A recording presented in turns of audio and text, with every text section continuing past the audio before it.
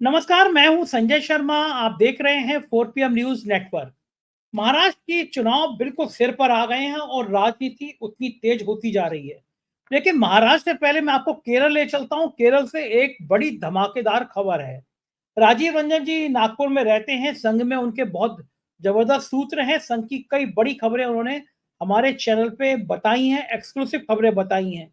अब उनके पास एक संघ आरएसएस का केरल प्लान आया है, जिसका खुलासा उन्होंने किया है। आरएसएस केरल में एक नया प्रयोग करना चाहता है। दरअसल केरल ने बीजेपी और आरएसएस के पसीने छुड़ा दिए हैं। देश का सबसे ज्यादा बौद्धिक राज्य है, सबसे ज्यादा पढ़े लिखे लोग हैं, इसीलिए वहां पे हिंदू मुसलमान नाम की कोई दाल गलती नहीं है। सब प्यार से रहते हैं, सब भाईचारे से रहते हैं। अब ये बात भला संघ को, बीजेपी को कहां बर्दाश्त कि कहां पे कोई गर्मी ना पैदा हो, कोई तड़कड़ाहट पैदा ना हो, जहां पे नारे ना गूंजे कि बटोगे तो फिर कटोगे। लिहाजा आरएसएस ने एक प्लान तैयार किया है। राजीव रंजन से बातचीत में आज इस पूरे प्लान का खुलासा हुआ है। आप सुनेंगे तो आप हैरान हो जाएंगे कि कितना खतरनाक प्लान है। महाराष्ट्र में क्या शरद पवार शिंदे के 8 सांसदों को तोड़ सकते हैं? और शिंदे की हालत सांप छुछुंदर वाली हो गई है। राजनीति में कितना उलझ रहे हैं। बहुत रोचक बातचीत है मेरी और राजीव रंजन की। मेरे आपसे रिक्वेस्ट है, पूरी बातचीत सुनिएगा। आपको बहुत रोचक और बहुत जानकारी भरी लगेगी कि गडकरी और देवेंद्र फडणवीस आजकल कर क्या रहे हैं, क्या खेल कर रहे हैं बीजेपी में। चलते हैं राजीव रंजन जी के पास। आपसे रिक्वेस्ट है, चैनल को ज्वाइन करना और सब्सक्राइब करना ना भूलें। 4 PM न्यूज नेटवर्क में स्वागत है राजीव रंजन जी आपका। आपने मुझे जो फोन पे बात बताई वो बिल्कुल रोंगटे खड़े कर देने वाली बात है। क्या प्लानिंग संघ करता है और क्या प्लानिंग भारतीय जनता पार्टी पीछे से करती है? मैं चाहता हूं कि आपके मुंह से दर्शक सुने कि केरल में, जहां पे दूर दूर तक बीजेपी का या राष्ट्रीय स्वयंसेवक संघ का कोई जनाधार नहीं है, केरल जैसा राज्य जहां की सोच बहुत अच्छी है, सबसे ज्यादा पढ़े लिखे लोग हैं, बीजेपी ने लाख सिर पटक लिया कि केरल में एंट्री हो जाए, लेकिन केरल में घुस नहीं पाई भारतीय जनता पार्टी।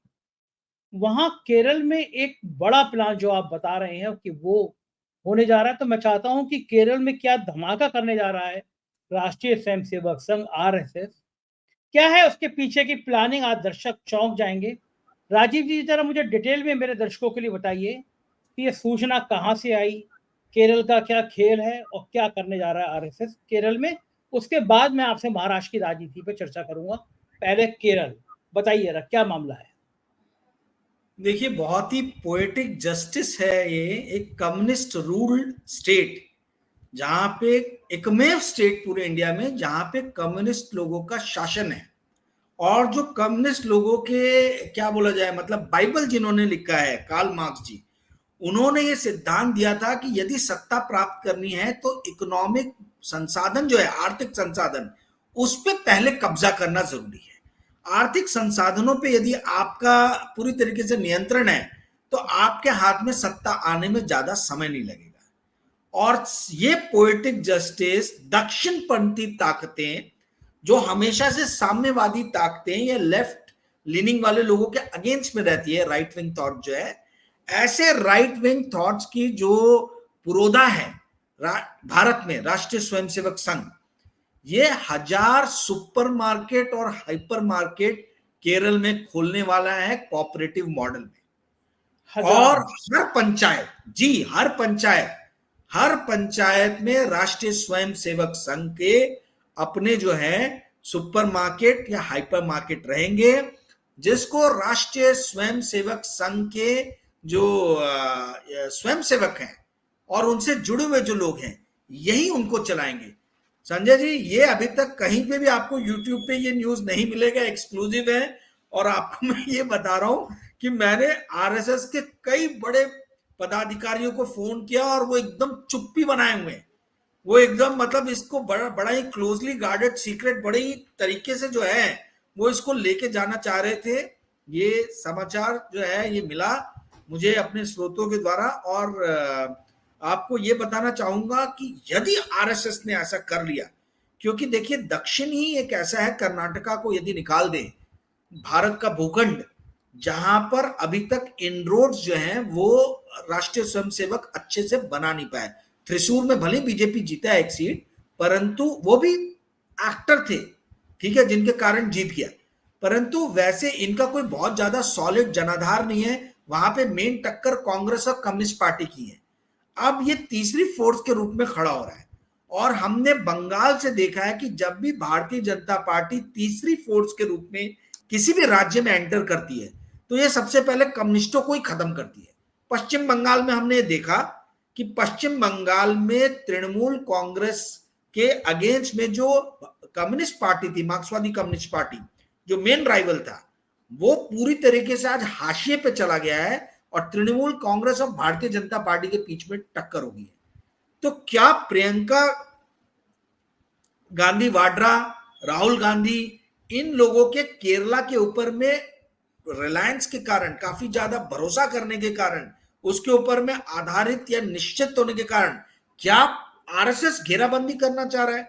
आरएसएस ऐसी घेराबंदी कर रहा है, भारतीय जनता पार्टी ऐसी घेराबंदी कर रहा है कांग्रेस की कि कांग्रेस के जो बड़े लीडर हैं उनके पास में अपने बचाने के लिए कोई जमीन ना बचे।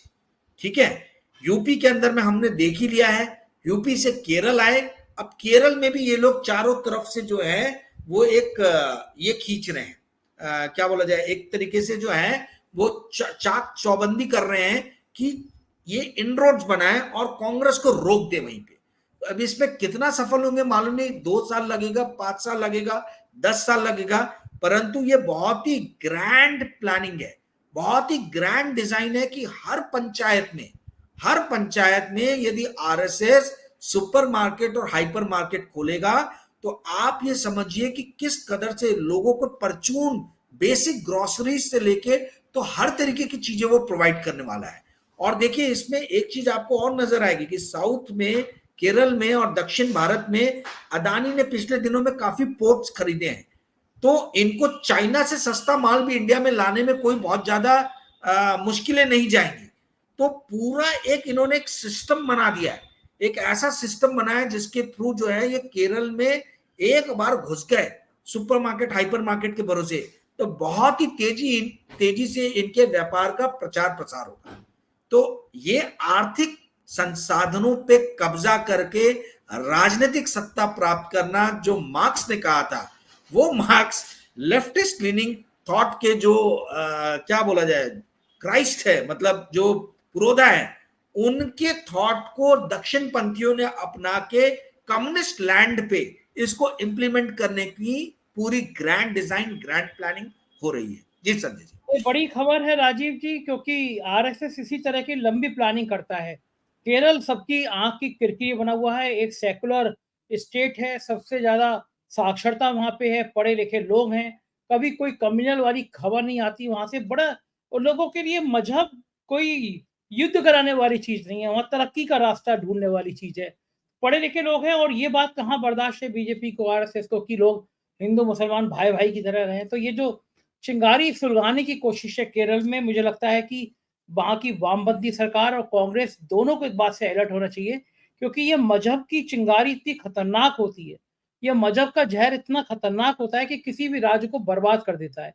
जिस तरह से उत्तर प्रदेश में से आवाज उठी कि बटोगे तो कटोगे, महाराष्ट्र में चली गई, झारखंड में चली गई, और वो जो बटने और कटने वाला खेल है वो बीजेपी को बड़ा सूट करता है, क्योंकि उनको लगता है कि विकास का मॉडल तो 10 साल में कोई दिखा नहीं पाए। तो इस तरह की मजहबी उन्माद वाली बातें करो जिससे भाई भाई के बीच में गैप बना रहे।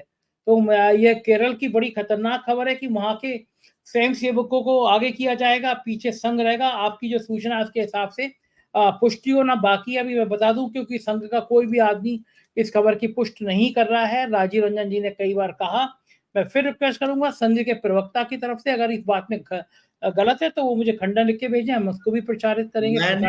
मैंने भेजा है। मैंने जो आरएसएस के नेशनल स्पोक पर्सन है उनको मैंने कल मैसेज भेजा, सुनील आम्बेकर जी, उनको कल मैंने फोन भी किया, उनको फिर मैंने आज दिन में फोन किया, शाम में फोन किया, मैसेज का रिमाइंडर दिया, बट वो रिस्पॉन्ड नहीं कर रहे।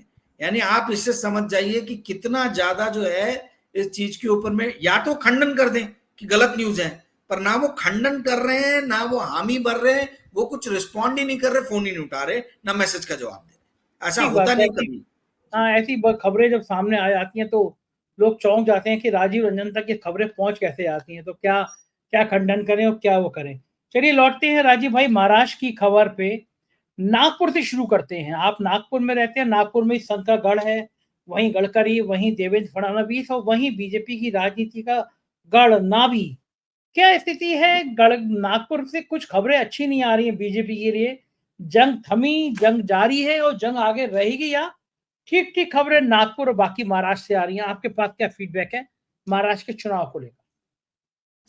संजय जी, आपको जान के आश्चर्य होगा कि नागपुर से भाजपा के मतलब महाराष्ट्र के जो डिप्टी सीएम हैं, जो पहले सीएम हुआ करते थे, देवेंद्र फडणवीस जी, वो आते हैं। और नागपुर से ही लगभग आप समझ लीजिए कि जो उनके स्टेट प्रेसिडेंट है चंद्रशेखर बावनकुले, कामठी से जीतते, पहले कामठी नागपुर लोकसभा का ही कंस्टिट्यूएंसी था, बाजू में करके रामटेक में कर दिया उसको। तो जो प्रेसिडेंट है भाजपा के, वो भी यहीं से आते हैं। अब डिप्टी सीएम और भाजपा का प्रेसिडेंट, ये दो सबसे बड़ी पोस्ट हुई भाई, इससे बड़ा तो और कुछ पोस्ट हो ही नहीं सकता है। ये दो पोस्ट होने के बाद भी नागपुर में 6 विधानसभा की सीटें हैं और रामटेक में 6 विधानसभा की सीटें नहीं 12 हैं। 12 में से भारतीय जनता पार्टी ने अभी तक सिर्फ और सिर्फ 6 सीटों पे अनाउंसमेंट किया है। ठीक है, नागपुर के अंदर में जो अन्य 3 सीटों पे भाजपा लड़ने वाली है, भाजपा ही लड़ेगी, उनका कोई दूसरा सहयोगी दल नहीं लड़ने वाला। वेस्ट नागपुर, पश्चिम नागपुर, आपका मध्य नागपुर और नॉर्थ नागपुर, ये तीनों पे अभी तक भारतीय जनता पार्टी ने अपने प्रत्याशी नहीं दिए और 2 दिन रह गए नामांकन समाप्त होने की डेट। नॉमिनेशन फाइलिंग के सिर्फ अब 2 ही दिन बचे। तो यदि नॉमिनेशन फाइलिंग के 2 दिन पहले तक आप नाम नहीं अनाउंस कर रहे हो, ठीक है, तो और वो भी ऐसी जगह से जहां से देवेंद्र फडणवीस आते हैं, तो ये एक ऐसा हिंट देता है कि भाजपा खुद अपने अंदर के इंटरनल सर्वे में ये पा रही है कि ये 3 सीट के लिए इन्हें उपयुक्त कैंडिडेट नहीं मिल पा रहे हैं, या ये शायद ये मान के चल रहे कि यहाँ पे कांग्रेस का पलड़ा भारी है, इसीलिए वो नाम नहीं दे पा रहे। पहली चीज। दूसरी, आपका जो रामटेक है कंस्टिट्यूएंसी, वहां से भी पूरे सीट्स के नाम अनाउंस नहीं हुए, 6 जो सीट्स हैं, ठीक है, तो वहां पे भी 2 या 3 रह गए, वहां पे भी भाजपा लड़ने वाली है, जहां से इनके प्रेसिडेंट आते हैं जिस कंस्टिट्यूएंसी से।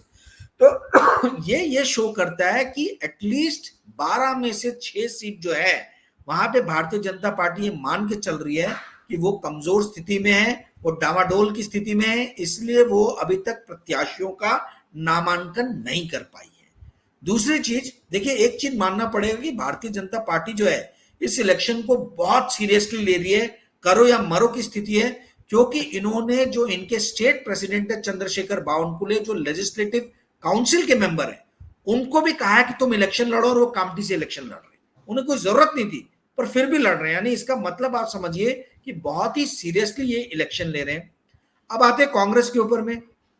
कांग्रेस ने अपने 12 में से 10 सीटें, यानी नागपुर और रामटेक की जो है 6 और 6, इसमें से 10 सीटों पे नाम अनाउंस कर दिए हैं, पर बहुत ज्यादा इस पे शोरगुल हो रहा है, क्योंकि 10 में से 9 सीट जो है वो एक ही जाति के लोग, कुणबी, जो कुणबी ओबीसी कास्ट है, कुणबी जाति के लोगों को 10 में से 9 सीट मिली है, और एक सीट जिसपे कुणबी लोगों को नहीं मिला है वो है एससी रिजर्व सीट, जहां पे कांग्रेस के सबसे बड़े दलित लीडर जो है नितिन राउत, वो वहां से इलेक्शन लड़ने वाले, उनके नाम का अनाउंसमेंट हो गया है।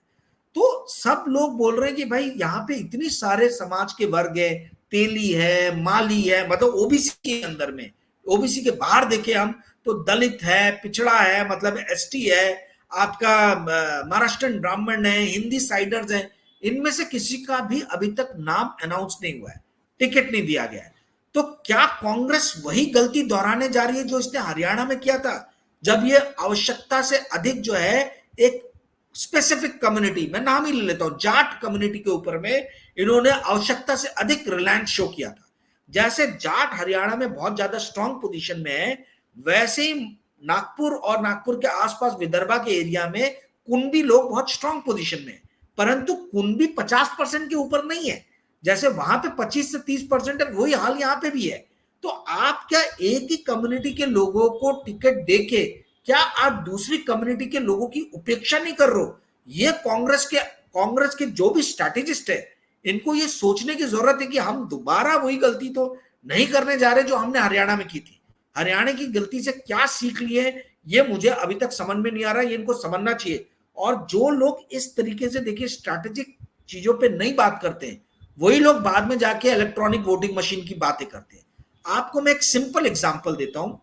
जो नितिन गडकरी के अगेंस्ट इलेक्शन लड़े थे हमारे भाऊ विकास ठाकरे पश्चिम नागपुर से इलेक्शन लड़ने वाले हैं, पर उनके इर्द गिर्द इस तरीके से भारतीय जनता पार्टी ने किलाबंदी की है कि वो देखने लायक है।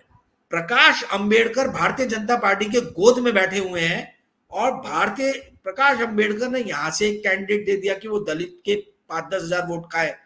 फिर एआईएम ने अपना कैंडिडेट घोषित कर दिया जो अल्पसंख्यकों के वोट ले, ठीक है। फिर इसके बाद में बहुजन समाज पार्टी भी आ रहे हैं, रिपब्लिकन भी आ रहे हैं। तो कांग्रेस के जो ट्रेडिशन, और सबसे बड़ी बात, कांग्रेस से निष्कासित जो एक नेता हैं जो कुंभी कम्युनिटी से ही आते हैं, उनको हो सकता है टिकट मिल जाए बीजेपी की तरफ से, ऐसा लग रहा है।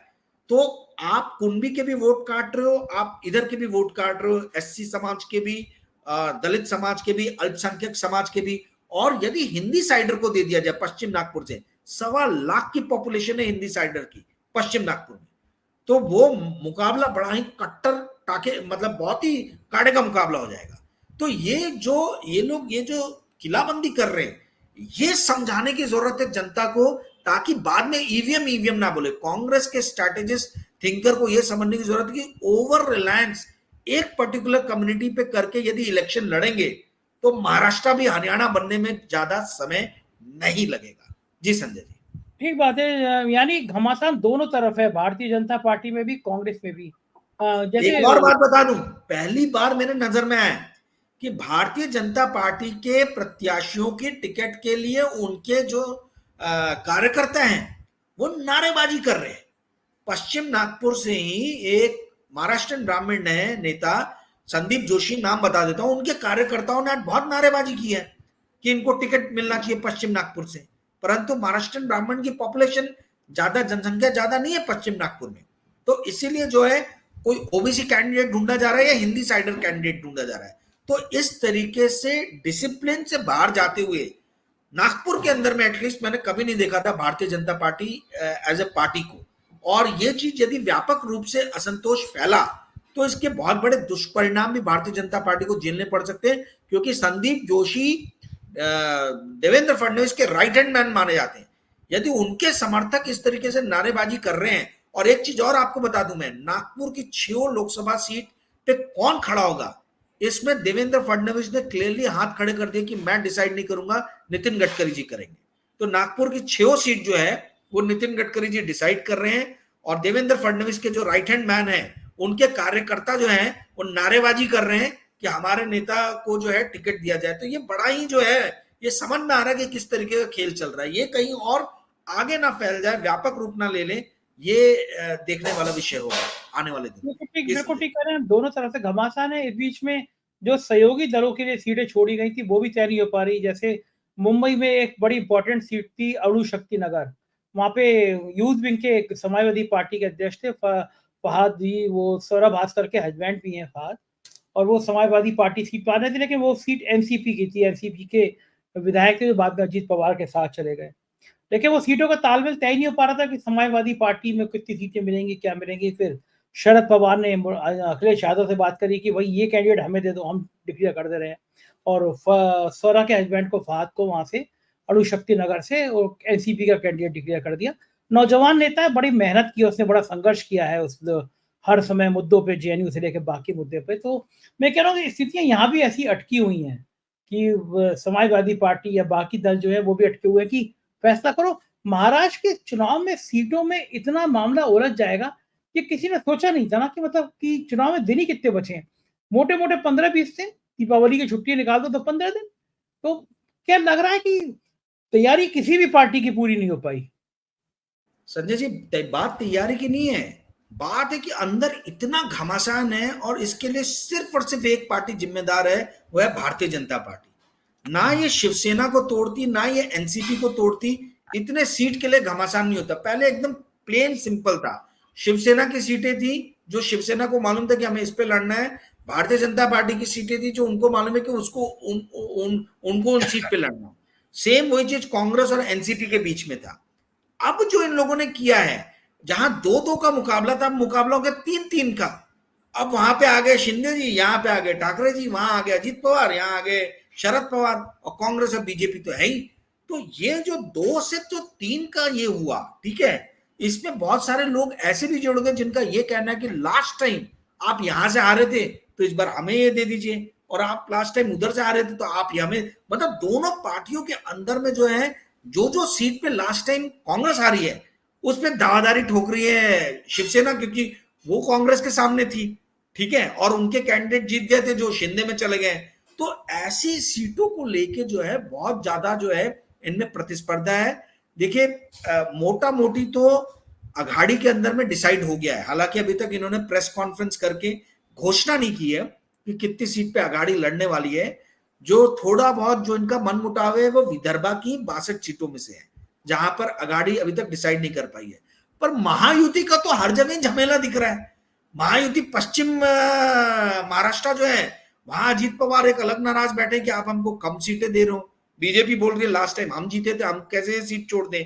तो अभी सुनने में आ रहा है कि 150 से लेके 175 के बीच में भारतीय जनता पार्टी इलेक्शन लड़ेगी। अभी तक 121 सीटों पे नाम अनाउंस कर दिया इन लोगों ने। तो यदि भारतीय जनता पार्टी 175 सीट पे लड़ती है तो फिर इनके दोनों सहयोगी दल के लिए बचा क्या?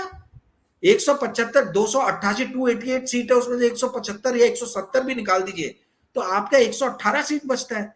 यानी कहीं ना कहीं भारतीय जनता पार्टी ये कोशिश कर रही है कि 144 का जो मैजिक फिगर है ना, वो ये कैसे भी अपने दम पे अचीव कर ले 175 170 पे लड़के, और यही अंदर से डरा रहा है शिंदे जी को भी, और यही अजीत पवार के लिए भी जो है काफी ज्यादा एक चिंता का विषय बना हुआ है। कांग्रेस और उद्धव ठाकरे और शरद पवार इन लोगों को मालूम है कि ये इनके सर्वाइवल का बैटल है। ये फाइट जो है it is mother of all battle for at least Shiv Sena Uddhav Thackeray and for your Sharad Pawar ji. तो ये किसी भी हाल में जो है वो इसको हारने, मतलब किसी भी हाल में कमजोर तैयारी के साथ नहीं उतरेंगे, वो बड़ा फूक फूक के कदम रख रहे हैं, और जल्दी आपको इसके जो कुछ सीटें जो रह गई है उस पर भी नामों की घोषणा आपको जल्दी सुनने को मिल जाएगी। जी संजय। अच्छा, आपको क्या लगता है कि अगर ये बीजेपी इतनी सीटों पे अड़ी रही तो शिंदे को डर तो है ही है? ये मेरे उस दिन डिबेट कर रहा था पैनल में, सब लोगों ने कहा कि कुछ जीते कोई हारे हम नहीं कह सकते, लेकिन ये तय बात है कि शिंदे मुख्यमंत्री नहीं बनने वाले हैं।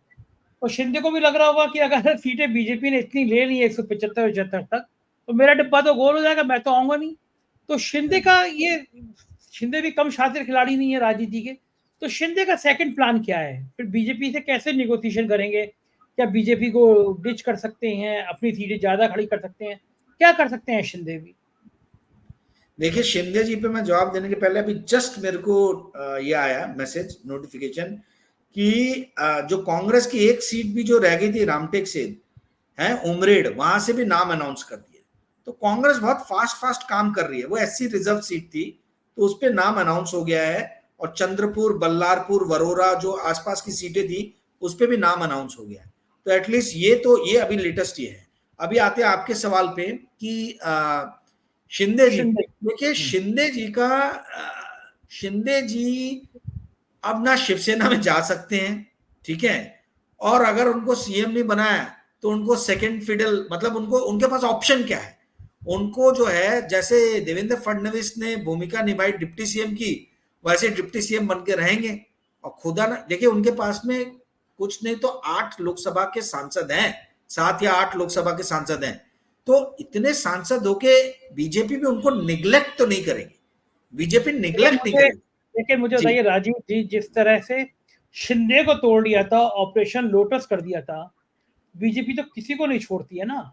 शिंदे को भी ये लग रहा होगा कि दाएं बाएं का तो ये 8 सांसद है कि ये 8 के 8 सांसद बीजेपी में दिखाई ना दे, टाटा बाय बाय कर दे शिंदे। और कहीं ऐसा हो जाए कि शरद पवार ने 8 तोड़ लिए तो सवाल तो ये भी है भाई यहाँ भी तो शरद पवार है ना। मतलब ये भी समझने वाली बात है, अजीत पवार जो इतने गाजे बाजे के साथ सारे सीनियर लीडर्स को लेके गए थे, धनंजय मुंडे से लेके तो छगन भुजबल तक, उनको एकदम पानी, सुनील तटकरे सिर्फ एक लोकसभा जीत पाए, बाकी तो सब हार गए। तो आप ये समझिए कि पावर में रहने के बाद भी यदि अजीत पवार की यह हालत कर दी है शरद पवार ने, तो यदि कांग्रेस, उद्धव ठाकरे और शरद पवार जी मिलकर सरकार महाराष्ट्र में बना लेते हैं तो इसकी सबसे पहली कैजुअलिटी जो है वो शिंदे जी होंगे। मार्क माय वर्ड्स, मैं आज आपको बता रहा हूं, शिंदे जी के जो 8 सांसद है वो 8 सांसद भी इनके साथ रहेंगे कि नहीं रहेंगे उसका कोई भरोसा नहीं है। इसलिए मैं बार बार आपको बोल रहा हूं कि महाराष्ट्र का इलेक्शन बहुत इंपॉर्टेंट है। ये स्टेट का इलेक्शन आपके सेंट्रल की इसको बहुत बुरी तरीके से इंपैक्ट कर सकता है।